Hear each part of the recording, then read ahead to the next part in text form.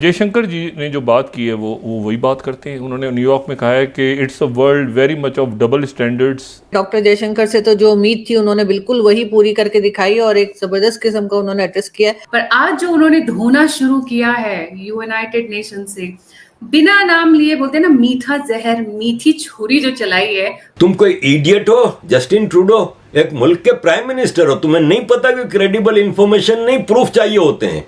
और उन्होंने कहा कि टेररिज्म जो है इसको पॉलिटिकल कन्वीनियंस के आधार पर हम तय नहीं करेंगे कि टेररिज्म क्या है। वो कह रहे हैं कि India is testing America friendship. Justin Trudeau यानी कि अपने कनाडा के प्रधानमंत्री, उनके प्लेन में से निकली थी ड्रग्स और इस खबर पे अब मोहर लग गई है। जो जस्टिन ट्रूडो साहब का तो फ्यूचर इज ओवर, वो तो he won't be able to become a prime minister again. और मुझे लगता है ये भी सूंघने वाला आदमी है, क्योंकि इसके पता लगा था कि शायद प्लेन में से कुछ हाँ, निकला ये था न्यूज भी आ रही है, ये न्यूज भी आ रही है कि इसके प्लेन से कुछ निकला है, ड्रग्स वगैरह मिली हैं। कनाडा में आपने देखा कि उनके जो एक और मिनिस्टर थे, बल्कि स्पीकर थे, उन्होंने भी रिजाइन कर दिया है। वो तो मैंने बताया ना, एंथनी रोका साहब जो है, बल्कि मैं इसी पे बात करना चाह रहा था कि एंथनी रोका ने रिजाइन किया है, स्पीकर ने अब से कुछ घंटे पहले। मोदी जो है वो पाकिस्तान का दुश्मन है, ये बातें सब साबित शुदा है। इंडिया में जो जनरल इलेक्शन है उनसे पहले हम पे लाजमी एक अटैक होगा, वहाँ पे एक हाइप क्रिएट हो जाएगी, फिर उसके बाद मोदी के दोबारा इलेक्ट होने के चांसेस हैं। और इस वक्त दुनिया में मशहूर है कि कनाडा पॉलिटिकल असाइलम में सबसे आगे है।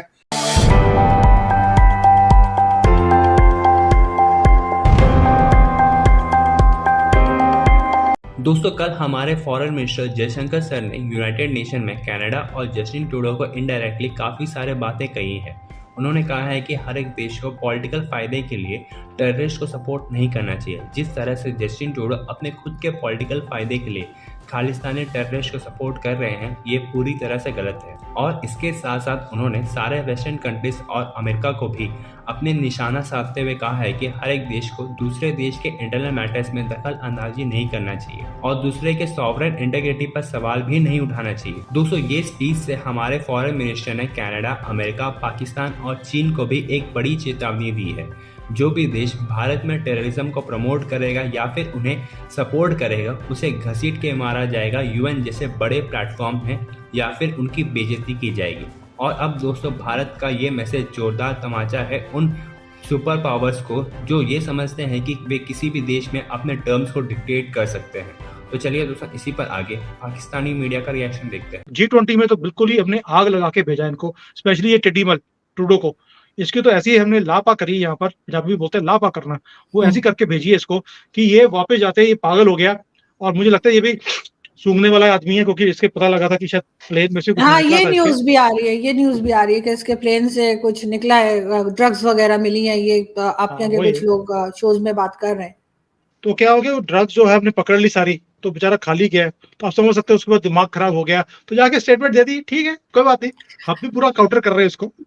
मगर कहीं ना कहीं सुमित जी, आपको लगता है कि जो वेस्टर्न वर्ल्ड है, चाहे वो कनाडा हो, इवन इंग्लैंड हो जाए, यूरोपियन कंट्रीज ले लीजिए, इवन अमेरिका ले लीजिए, इनकी हालत जो है वो खराब होने लगी है। ये जो पहले समझे जाते थे ना, बहुत अमीर कंट्रीज हैं, बहुत इनके यहाँ सिक्योरिटी है, ये जाहिर अपने लोगों को भी बहुत सिक्योरिटी देते हैं, एजुकेशन देते हैं, हेल्थ फैसिलिटीज फ्री, सब कुछ ये था, वो अब कम होता जा रहा है और इनकी हालत खराब से खराबतर होती चली जा रही है, खासतौर पर अमेरिका की।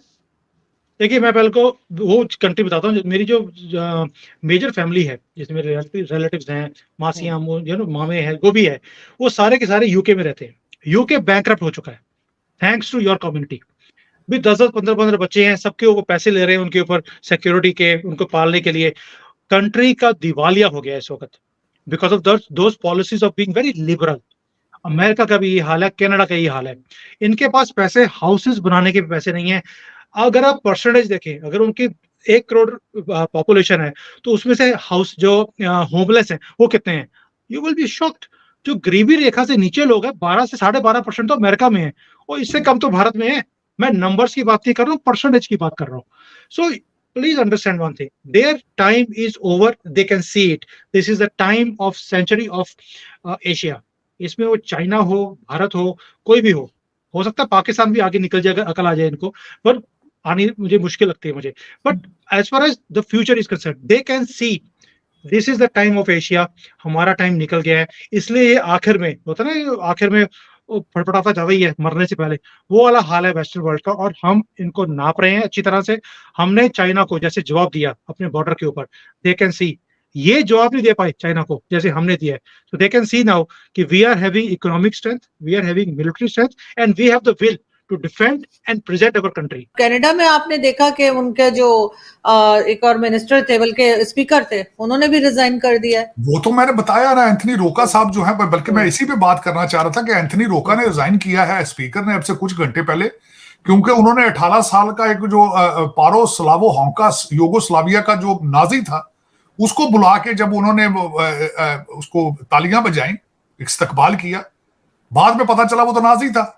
इससे तो इनका केस और कमजोर हो चुका है, क्योंकि ये बुला लेते हैं लोगों को, या जो भी रिसर्च करते हैं अपना होमवर्क नहीं करते, बस खामखा खड़े होकर अपने असेंबली के अंदर तकरीरें कर देते हैं, लोगों को बुला लेते हैं, होमवर्क नहीं करते, पहले रिसर्च नहीं करते। तो इससे तो इनका केस और कमजोर हो चुका है। जो जस्टिन ट्रूडो साहब का तो फ्यूचर इज ओवर, वो तो he won't be able to become a prime minister again. और दूसरा जो नया लीडर आगे आएगा उसका सबसे पहला क्या ऑब्जेक्टिव होना चाहिए या होगा कि कनाडा का एतमाद बहाल करे। भाई दुनिया में तो इस वक्त यही समझा जा रहा है कि आप टेररिस्टों को वहां रखते हैं। आज श्रीलंका के फॉरेन मिनिस्टर ने भी स्टेटमेंट दी है और वो बात बिल्कुल ठीक है। ये तामिल टाइगर के जो तामिल मूवमेंट के जितने जो टेररिस्ट थे उनको भी वहीं पनाह मिलती थी जाके। और इस वक्त दुनिया में मशहूर है कि कनाडा पॉलिटिकल असाइलम में सबसे आगे है, बगैर किसी रिसर्च किए फॉरेन लोगों को दे देता है पॉलिटिकल असाइलम। ये तो फ्रॉड हो रहा है पूरी दुनिया में। G20 के देश आयोजन में जिस प्रकार से भारत ने हिस्सा लिया है, भारत ने जिस प्रकार से लीडरशिप दिखाई है, उसका सीधा और स्पष्ट मतलब है कि अब उन देशों की, जो ये गोरे लोग ये कहते थे कि अब उनकी ये उनकी ही चौधराहट है, उसका समय समाप्त हो गया है। मुझे यहाँ पर ये याद आ रहा है कि प्रेसिडेंट बाइडेन ने भी G20 में इस बात को स्वीकार किया था कि सब लोगों को, सब देशों को अब साथ में लेकर के जाना होगा, और उसमें उन्होंने इस बात पर खुशी जाहिर की थी कि भारत इसमें बढ़ चढ़ कर हिस्सा लिया है। और इसी वजह से हमने देखा कि अफ्रीकन यूनियन, जिसमें 54 कंट्रीज हैं, वो वहां पर G20 में परमानेंट मेंबर बनी है। If it was not India, it could have not been done. It is only because of India that Africa is now the whole Africa is a part of the G20. अब G20 की जो अभी presidentship है वो लगभग नवंबर दिसंबर तक है, और तब तक का जो समय है वो भारत ने अपनी जगह पूरा फैसला किया है कि हमने ये समय जो है कैसे आगे निकालना होगा, और उसमें हमने बाकी देशों को अपने साथ में कैसे जोड़ना होगा। और सोशल वेलफेयर की दृष्टि से भी उन्होंने बात की। उन्होंने कहा सोशल वेलफेयर के बारे में डेवलप्ड देश पहले ये सोचते थे कि ये केवल उनकी प्रायोरिटी है, सोशल वेलफेयर केवल उनके समाजों की प्रायोरिटी है।